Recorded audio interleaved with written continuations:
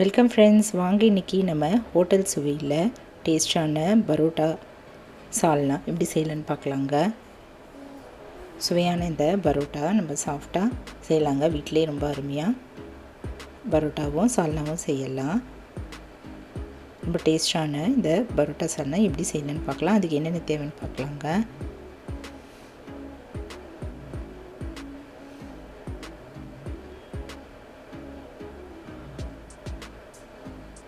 இப்போ பரோட்டா செய்கிறதுக்கு நம்ம 2 கப் அளவு மைதா ஒரு பாத்திரத்தில் போட்டுட்டு அதில் ஒரு 1/4 கப் அளவு தயிர் போட்டுடலாங்க. ஒரு 1/2 டீஸ்பூன் அளவு உப்பு, 1 டீஸ்பூன் அளவு சுகர் சர்க்கரை போட்டுட்டு 1 ஸ்பூன் நெய் இதையெல்லாம் போட்டு இப்போ சமையல் சோடா ஒரு 1/4 டீஸ்பூன் போட்டுட்டு எல்லாத்தையும் சேர்ந்து இது பிசைஞ்சிக்கலாங்க. முதல்ல நல்லா பொலப்பொலன்னு ஆற வரைக்கும் எல்லா இடமும் பரவுற மாதிரி நல்லா பிசைஞ்சிடலாம். இப்போ நல்லா பொலப்பொலன்னு ஆற வரைக்கும் நல்லா பிசறிட்டு நம்ம இப்போ ஒரு 1/4 கப் அளவு பால் எடுத்துகிட்டு காய்ச்சின பால் கொஞ்சம் கொஞ்சமாக ஊற்றி பிசைஞ்சிக்கலாங்க. பிசைஞ்சிட்டு பத்தலைன்னா நம்ம கொஞ்சமாக தண்ணி கூட இதில் ஆட் பண்ணிவிட்டு நல்லா கொஞ்சம் அப்படி தளர்த்தியாக பிசைஞ்சிக்கலாம். ரொம்ப கெட்டியாக இருந்தால் நல்லா இருக்காது. தளர்த்தியாக இருந்தால் தான் பரோட்டா நல்லா வரும். இதில் கொஞ்சம் எண்ணெயும் ஆட் பண்ணிவிட்டு நல்லா அடித்து பிசைஞ்சிடலாங்க. ஒரு 10-15 நிமிஷம் வரைக்கும் நல்லா பிசையலாம். அப்போ தான் சாஃப்டாக வரும், சாப்பிட்றதுக்கும் நல்லாயிருக்கும்.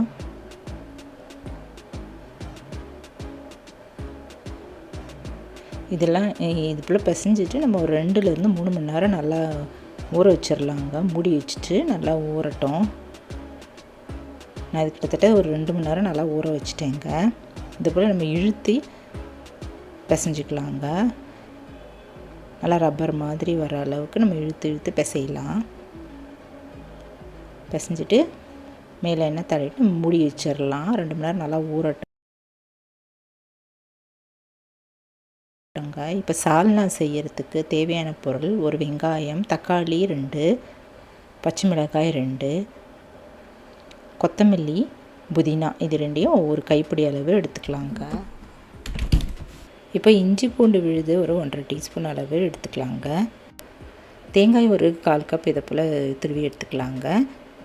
உடச்சக்கடலை ஒரு 3 ஸ்பூன், வேர்க்கடலை வறுத்த வேர்க்கடலை 2 ஸ்பூன் எடுத்துக்கலாம். 1 ஸ்பூன் அளவு சோம்பு, கிராம்பு ஒரு 3, பட்டை ஒரு 2 துண்டு, ஏலக்காய் 1 இதெல்லாம் எடுத்து வச்சுக்கலாங்க.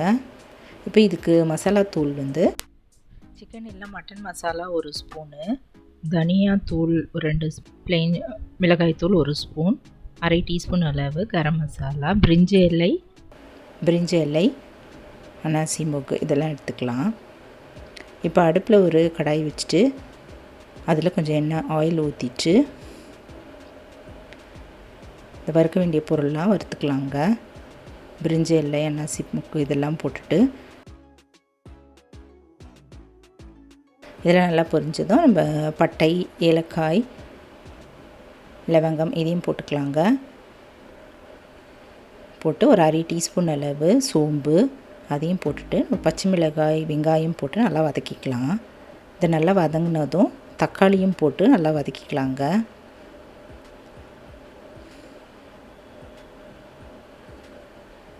இப்போ புதினா, கொத்தமல்லி இதெல்லாம் போட்டு வதக்கிக்கலாம்.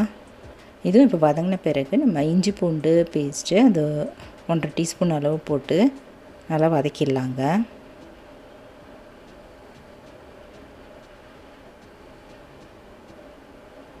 இப்போ இந்த தேங்காய், உடச்சக்கடலை, வேர்க்கடலை இதெல்லாம் நம்ம ஒரு மிக்ஸி ஜாரில் போட்டு நல்லா கொஞ்சமாக தண்ணி ஊற்றி நைஸாக அரைச்சி எடுத்து வச்சுக்கலாம். பட்டை,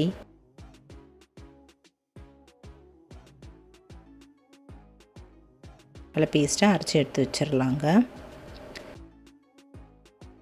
தக்காளி, வெங்காயம் நல்லா வதங்கின பிறகு இதில் 1/4 டீஸ்பூன் அளவு மஞ்சத்தூள், கரம் மசாலா, சிக்கன் மசாலா இருந்தால் அது ஒரு 1/2 டீஸ்பூன் போட்டுக்கலாங்க. கூடவே 2 ஸ்பூன் அளவு தனியாத்தூள், தனி மிளகாய் தூள் இதெல்லாம் போட்டுட்டு நல்லா இது கலந்துடலாம். சிக்கன் மசாலா இல்லை மட்டன் மசாலா இருந்தால் ரொம்ப நல்லாயிருக்கும். நான் இதில் சிக்கன் மசாலா தான் ஒரு 1/2 டீஸ்பூன் அளவு போட்டிருந்தேங்க.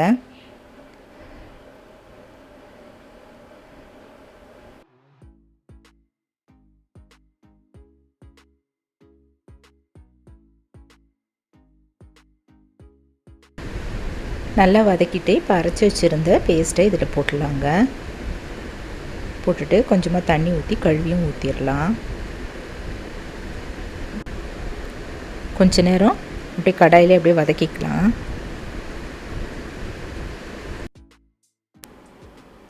இப்போ இதில் தேவையான அளவு தண்ணி ஊற்றிடலாம்.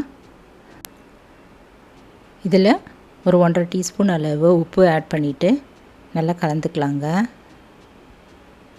இதுக்கு நல்லா தண்ணியாகவே இருந்தாலே ரொம்ப நல்லாயிருக்கும். மூடி வச்சிடலாம். நல்லா ஒரு 10 நிமிஷம் போல் நல்லா பச்சை வாசனை போக நல்லா கொதித்த பிறகு மேலே கொத்தமல்லி தழைகள் தூவிட்டு நம்ம இறக்கிடலாங்க. இப்போ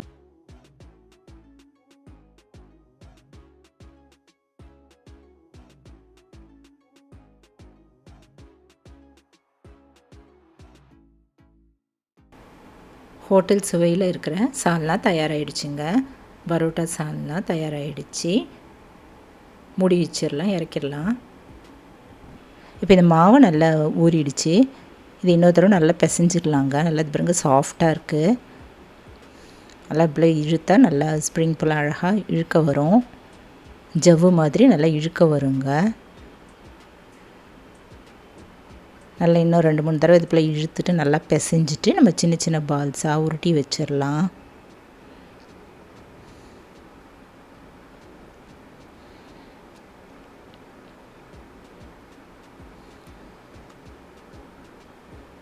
மேலே கொஞ்சமாக ஆயில் தடவிட்டு நம்ம சின்ன சின்ன பால்ஸாக உருட்டி எடுத்து வச்சிடலாங்க.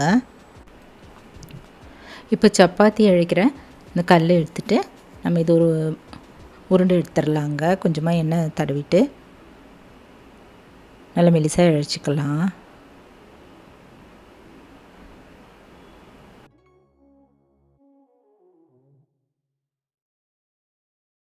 நல்லா மெலிசாக இழைச்சிட்டு மேலே எண்ணெய் லைட்டாக அப்படி தடவிட்டு நம்ம சாரீ நம்ம மடிப்பெல்லாம் அதை போல் ஃபோல்ட் பண்ணிக்கலாம். மாறி மாறி அப்படியே மடிச்சுட்டு நல்லா இழுத்து விட்டுடலாங்க. நல்லா இழுக்க வரும். இது மேலேயும் கொஞ்சமாக எண்ணெய் தடவிட்டு அப்படியே சுருட்டிடலாம். சுருட்டிட்டு நம்ம எடுத்து வச்சிடலாங்க. இதை போல் எல்லா மாவையும் எல்லா உருண்டையும் நம்ம இதை போல் ரெடி பண்ணி எடுத்து வச்சுக்கலாம்.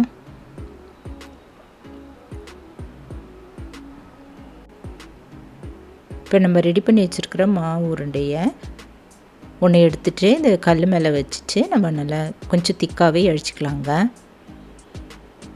ரொம்ப மெலிசாக இல்லாமல் கொஞ்சம் திக்காக அழிச்சிக்கலாம். அடுப்பில் ஒரு தோசை கல் போட்டுட்டு எண்ணெய் ஊற்றி நல்லா காய வச்சிடலாங்க.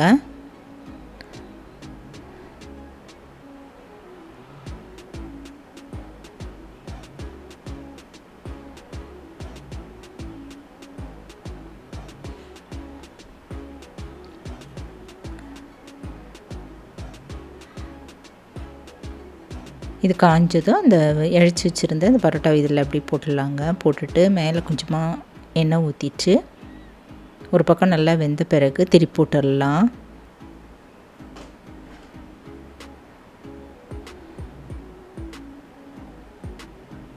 இப்போ 2 பக்கமும் நல்லா செவந்த பிறகு நம்ம எடுத்து வச்சிடலாங்க. நல்லா சாஃப்டான டேஸ்டான பரோட்டா தயாராகிடுச்சுங்க.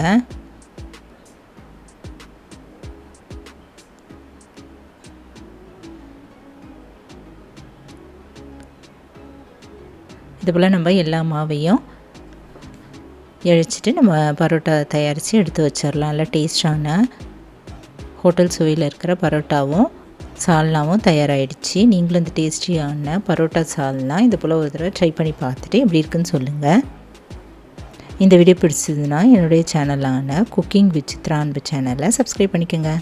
தேங்க்ஸ் ஃபார் வாட்சிங். நம்ம அடுத்த வீடியோவில் பார்க்கலாம். நன்றி, வணக்கம்.